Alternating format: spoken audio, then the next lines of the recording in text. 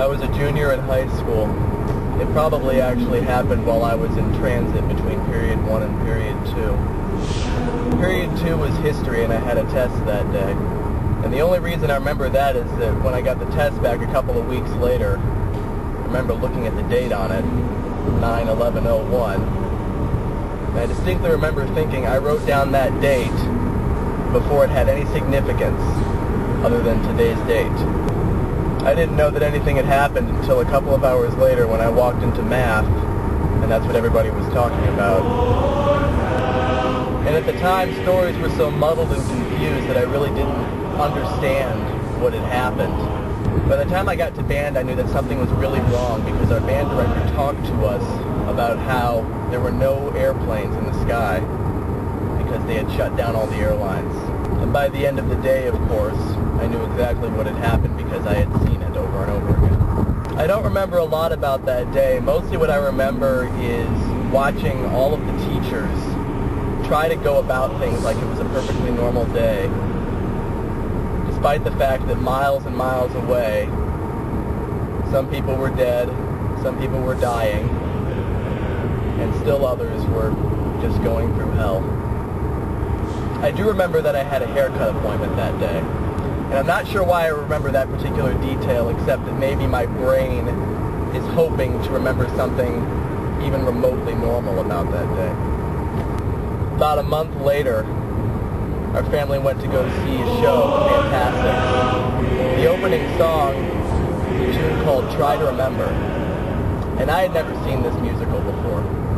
And so the opening words of the song hit me a little bit differently than they probably hit other people in the past. The lyrics are, try to remember the kind of September when life was slow and oh so mellow. In March of 2006, I toured with the Bowling Green State University Men's Chorus for the second time.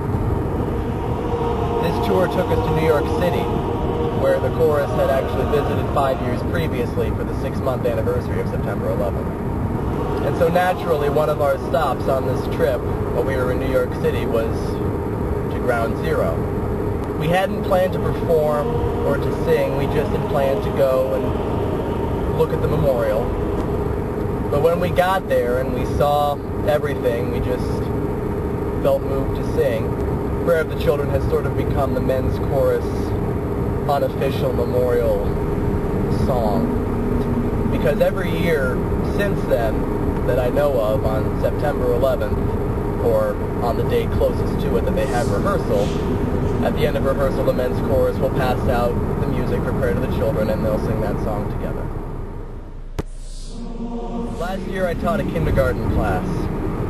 I began to realize that most, if not all, of the kids that I was teaching in that kindergarten class had been born after September 11, 2001.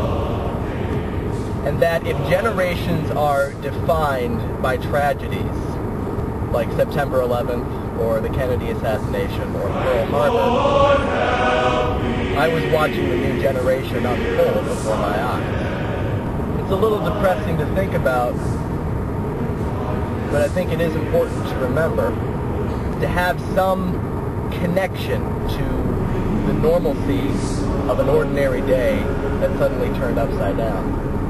I think that's the best way for us to remember those events.